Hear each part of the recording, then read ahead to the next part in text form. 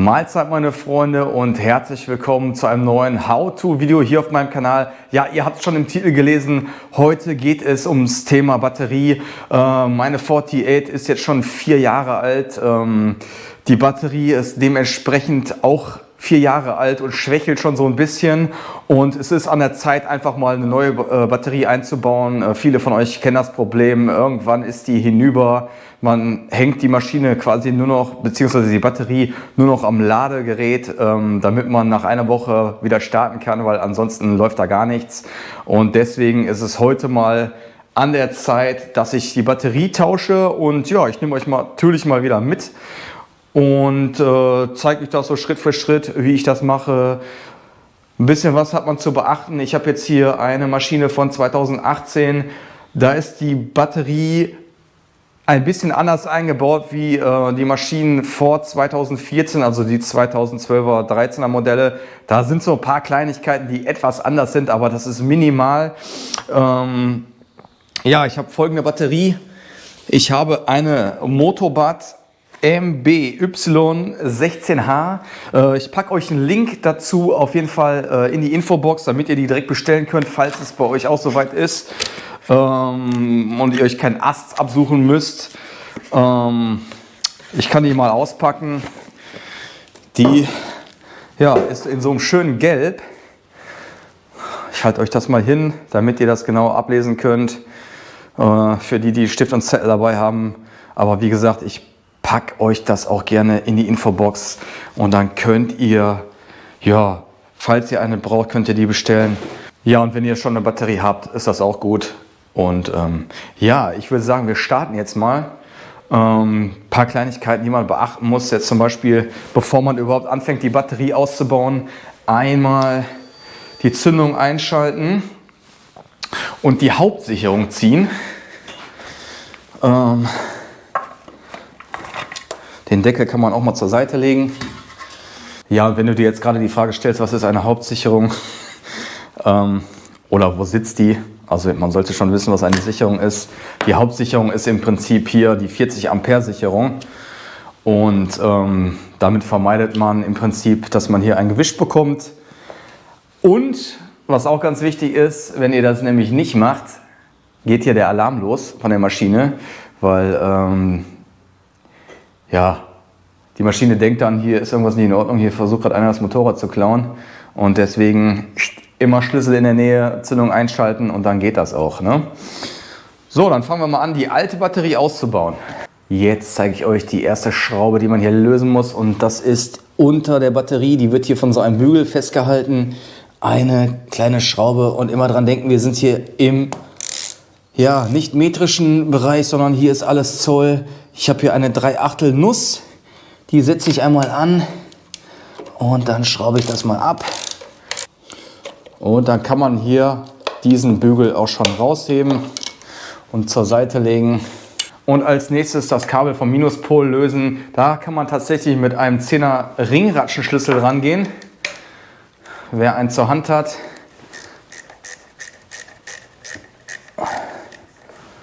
Und kann hier im Prinzip schon mal das Ganze lösen.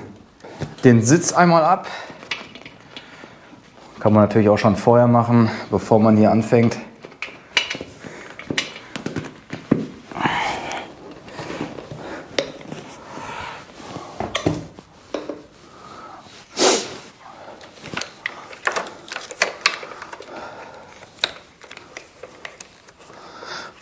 Und jetzt löse ich das Pluskabel von der Batterie. Es ist eigentlich relativ simpel, ja. Wichtig ist eigentlich nur, dass man schon mal am Anfang die Hauptsicherung zieht, damit hier kein Alarm losgeht.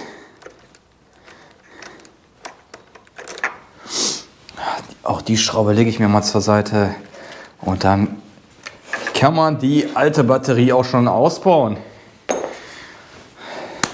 Jetzt noch mal was ganz Kurzes mit der Batterie. Ich hatte letztens einen Kollegen, der sagte, oh, ich habe mir, Mittwoch eine neue Batterie bestellt für meine Sporty. Oh, die ist Donnerstag sogar schon gekommen, und jetzt baue ich die eben ein. Er hat die Batterie ausgebaut, die Originale, und Ja, Austauschbatterie daneben gestellt und was ist ihm aufgefallen? Plus- und Minuspol, ne? Minus, Plus von der Sporty und Plus und Minus von der Austauschbatterie haben gar nicht miteinander gepasst. Das hieß, seine Batterie hatte die Pole genau vertauscht und ja, bei der Sporty kannst du hier nichts mal eben rüberziehen. Das hat also nicht gepasst. Ende vom Lied, er musste die Batterie wieder einschicken und sich eine neue bestellen. Und was hier ziemlich geil ist bei der Motobat, ihr habt es ja gerade schon gesehen, du hast auf beiden Seiten die Pole. Das heißt, jetzt hier in dem Falle Minus, Plus, alles passt. Was auch wichtig ist, die Höhe von der Batterie ist gleich. Das ist ja auch nicht immer selbstverständlich. Ja, ich habe meine Batterie bei Custom Parts 24 bestellt. Wie gesagt, einen Link zu der Batterie packe ich euch in die Infobox. Falls ihr die haben wollt, bestellt sie euch dort. Und ich glaube, preislich völlig okay. Ich glaube, das war unter 100 € die Batterie. Und ja, komm, wir schmeißen die jetzt mal eben wieder rein und dann ist es das auch schon gewesen. Also es ist wirklich nichts Schwieriges. Ich bin ja hier mehr am Quatschen wie am Einbauen. Ich glaube, wenn man flinke Finger hat, ist das innerhalb von 5 Minuten erledigt, ne? Ja, und bevor ich die Batterie einsetze, kommt der innere Monk noch mal ein bisschen durch. Wische ich hier einmal kurz durch, mache mal ein bisschen Staub und Dreck weg. Und ja, Batterie rein.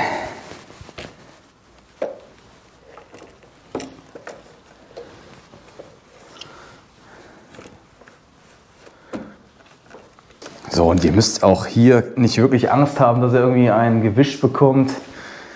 Das kann eigentlich nicht passieren. Die Batterien sind meistens, wenn überhaupt, schwach vorgeladen. So, Plastikkappe wieder hier so drauf, diese Abdeckung. Da bekommt man kein Gewicht oder so, das ist Humbug. Und da kann tatsächlich nichts passieren.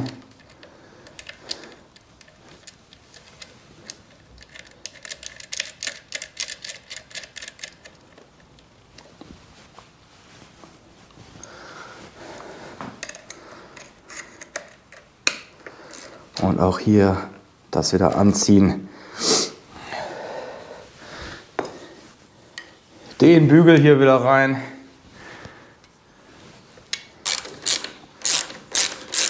Das Ganze wieder anziehen hier.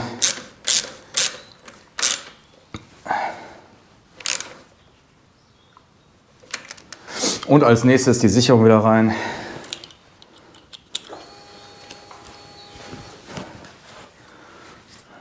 Zack, Schutzkappe wieder drauf. Und was ich jetzt mache, ist, dass ich mal kurz das Ladegerät dranhänge, um zu gucken, ob die voll ist, die Batterie, oder ob ich die tatsächlich nochmal laden muss. So, und die Batterie ist, ja, man sieht das hier, noch nicht ganz aufgeladen. Das mache ich jetzt über Nacht. Und dann habe ich wieder eine frische Batterie. Dann kann man auch schon wieder hier den Sitz drauf machen. Ja, und für alle, die mich schon abonniert haben, die meinen Kanal verfolgen, ich habe mich jetzt für diesen Sitz hier entschieden, nach dem Heckumbau. Ich hatte ja anfangs den Sitz hier drauf gemacht, auch ein originaler Harley-Davidson-Sitz. Das ist auch ein originaler Harley-Davidson-Sitz und der gefällt mir einfach optisch besser. Ja, das passt jetzt irgendwie besser zu dem kurzen Heck. Den kriege ich jetzt auch noch demnächst gepolstert, dass das wieder ein bisschen mehr zum Bike passt. Tank und Farbe wird jetzt demnächst auch geändert. Ich habe mich da jetzt schon entschieden. Und ja, Leute, das ist es auch schon gewesen zum Thema Batteriewechsel. Wie gesagt, Link zur Batterie ist unten in der Infobox. Was man noch machen muss, ich gehe mal davon aus, ich schalte mal hier durch. Die Uhr ist jetzt natürlich resettend, weil halt die Hauptsicherung gezogen war. Die stelle ich mir jetzt noch ein. Muss gleich erstmal selber auf die Uhr gucken, wie spät es ist. Und Thema Batterie erledigt. 4 Jahre hat sie jetzt gehalten. Ich muss sagen, ja, manche Leute schreiben, dass es schon nach 2 Jahren vorbei ist mit der Batterie. Da muss ich sagen, 4 Jahre, toi toi toi. Ihr könnt ja mal in die Kommentare reinschreiben, ob ihr eure Batterie schon getauscht habt, nach wie vielen Jahren ihr das machen musstet und wer vielleicht gerade dabei ist, ja, und eine tauschen muss, weil seine den Geist aufgegeben hat. Schreibt es in die Kommentare rein. Lasst einen Daumen da für das Video. Wenn ihr es noch nicht gemacht habt, abonniert meinen Kanal und drückt die Glocke, damit ihr auch nicht verpasst, wenn es irgendwas Neues auf meinem Kanal gibt. Als nächstes werde ich tatsächlich die Griffe tauschen. Ja, muss auch mal wieder was Neues dran und ein paar Kleinigkeiten noch am Bike ändern. Die größten Veränderungen, die jetzt noch kommen werden bei der 48, ist Tank und Seitendeckel. Die werden jetzt bald neu lackiert. Ihr wisst es ja wahrscheinlich, ich habe das auf Instagram mal geschrieben. Moment, ist das, nee, das ist auf der anderen Seite, und zwar habe ich die ja damals mit den Aufklebern hier versehen lassen. Das habe ich ja nicht selber gemacht, habe das zu einem Lackierer gegeben, der hat den Aufkleber mit Klarlack überzogen. Ich weiß nicht, was er da falsch gemacht hat. Es ist auf jeden Fall sehr ärgerlich. Hier entlang des Aufklebers ist quasi der Klarlack eingerissen und ja, hier bilden sich schon Bläschen unter dem Aufkleber und das ist für mich nicht akzeptabel. Das ist irgendwie, nee. Ich meine, die Maschine fährt, die ist nicht kaputt, aber sowas, das regt einen einfach nur auf. Vor allem, wenn man dafür Geld bezahlt hat. Jetzt demnächst wird das vernünftig hoffentlich gemacht und ja, keine Ahnung, was derjenige falsch gemacht hat. Ich habe mir sagen lassen, dass solche Aufkleber irgendwie so eine Woche drauf sein sollen, damit der ausgast oder was, der Kleber hinter dem Aufkleber und vielleicht in, was weiß ich, 80, 60, 70, 80 Grad mal rein soll, damit das alles sich dann auch mit einem Klarlack verträgt. Keine Ahnung, ich bin kein Lackierer. Aber das kommt jetzt demnächst neu. Design wird wahrscheinlich ähnlich sein. Lasst euch mal überraschen und ja, bis zum nächsten Video, meine Freunde. Ich hoffe, es hat euch gefallen und haut rein. Ciao.